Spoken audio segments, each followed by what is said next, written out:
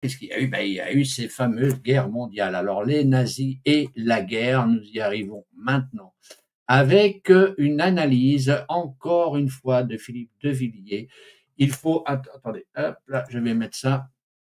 Il faut à nouveau ce témoignage choc de Philippe de Villiers sur la construction nazie de l'Union européenne. Il en détient les preuves. Nous pouvons brûler tous nos livres d'histoire. Ça, on le savait déjà, mais ça y est, maintenant, là, de Villiers, il arrive avec le vrai narratif. Ce que l'on peut penser comme révélation française, tout au moins. Et même là, concernant la Deuxième Guerre mondiale.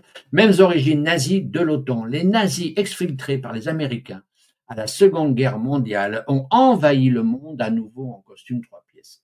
Voilà. Et ça, on le savait, hein, comme je vous l'ai dit, l'armistice du 8 mai 45, c'était tout simplement, allez hop, on change des costards.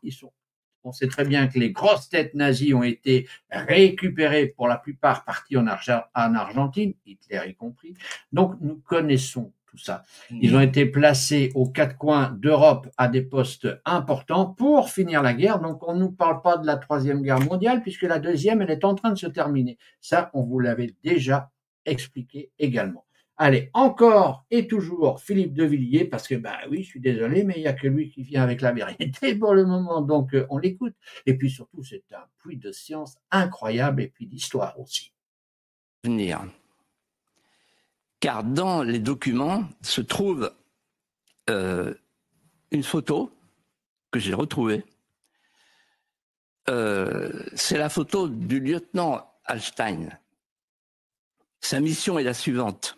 Pendant la guerre, il est officier instructeur en national-socialisme. Vous voyez, il y avait les commissaires politiques dans l'armée rouge. Là, il est commissaire dans l'armée nazie. Et qui est l'homme du département d'État qui a inspiré ce projet? Il s'appelle John McCloy. Et ce John McCloy, vous allez le retrouver très vite après la guerre, puisqu'il devient le représentant américain de l'administration alliée sur l'Allemagne occupée. Et le plus incroyable, c'est que le 13 novembre 2018, Angela Merkel a rendu un hommage vibrant à Walter Hallstein au Parlement européen. Elle a dit que c'était un homme d'une audace incomparable, effectivement. Elle n'a pas dit un mot sur ce parcours. Résumons la situation à destination d'Emmanuel Macron. M. Hallstein ne venait pas des milieux de la résistance. Aucun des trois pères fondateurs ne venait des milieux de la résistance. Je rappelle que Jean Monnet a passé sa deuxième guerre mondiale, à New York et à Washington comme banquier d'affaires. Je rappelle que Robert Schuman a été ministre de Vichy et qu'à la fin de la guerre, je ne l'ai pas dit la dernière fois, mais je vais le dire maintenant pour compléter, il a été frappé par l'indignité nationale. Et c'est grâce au général de Gaulle, à l'intervention du général de Gaulle, par un geste de magnanimité, que le 13 septembre 1945, il a retrouvé ses droits. Alors, quand on nous dit que l'Union européenne, la construction européenne vient de la résistance et le prolongement de la résistance, on nous ment. Ah bon? On nous aurait menti? Oh, ben merde alors! Oh, ben je ne savais pas! Eh oui, et il continue de plus belle en nous affirmant que le père fondateur de l'Europe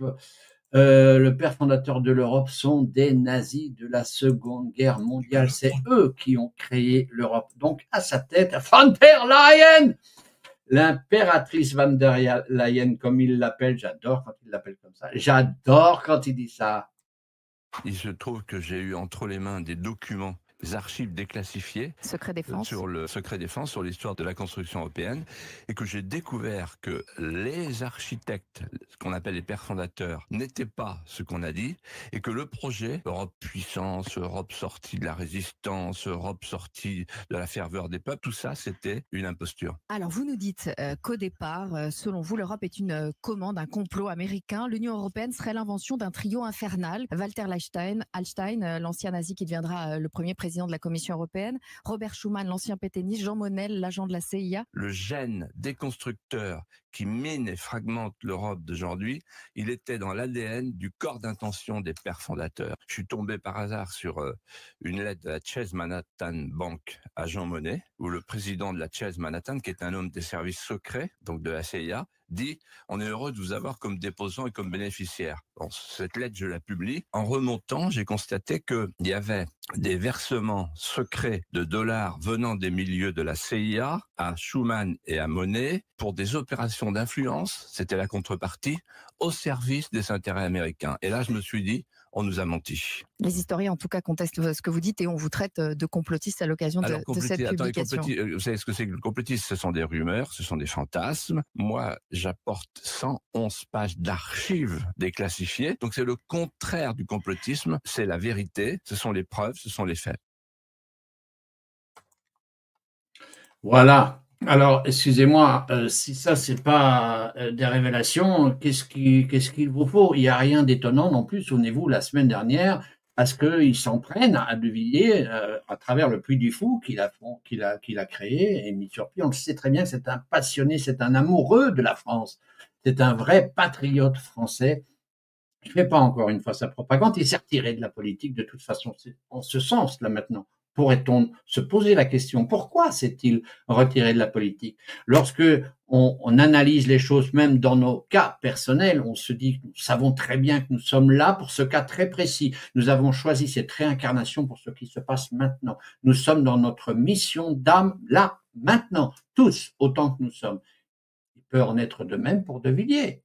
Souvenez-vous, pourquoi a-t-il fait de la politique à certains moments? Peut-être tout simplement pour s'infiltrer. Il a fait, il y a 3-4 ans, beaucoup de vidéos où il partageait des choses même intimes qu'il avait eues avec Emmanuel Macron, qu'il avait très bien connues. Il les a tous connues. C'est pourquoi il a très bien pu observer tout ce qui se passait pour venir seulement maintenant révéler.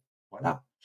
Et c'est quand même aussi interpellant qu'on lui donne 1 heure d'écoute tous les vendredis à 19h. Sur CNews. Voilà. Donc, il y a une chaîne qui donne la parole aux révélations et à la dissidence.